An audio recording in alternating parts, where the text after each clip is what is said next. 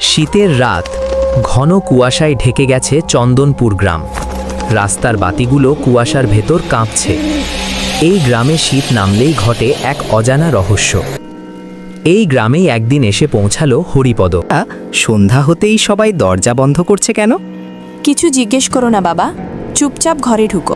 বাবা হরিপদ, শীতের রাতে যদি কুয়াশার মধ্যে মিষ্টির গন্ধ পাও তাহলে আর পিছনে তাকাবি।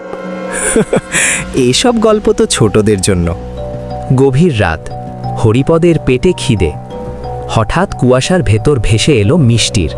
এসো বাবা, গরম গরম মিষ্টি খাও। এত রাতে দোকান? রসগোল্লা, জিলিপি, প্যাড়া, স্বাদ যেন স্বর্গের। হঠাৎ হরিপদের চোখ পড়ে এক ভয়ঙ্কর জিনিসে। এই চুলগুলো কার? মিষ্টি খাও, এই মিষ্টি লোভ দিয়ে বানানো। চোখ লাল হয়ে ওঠে, দাঁত লম্বা।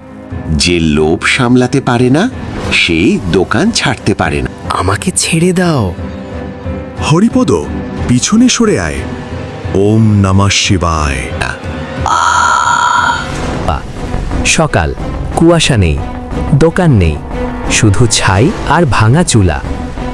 আজও চন্দনপুরে বলা হয়, শীতের কুয়াশায় মিষ্টির গন্ধ পেলে চোখ বন্ধ করে বাড়ি ফিরে যাও।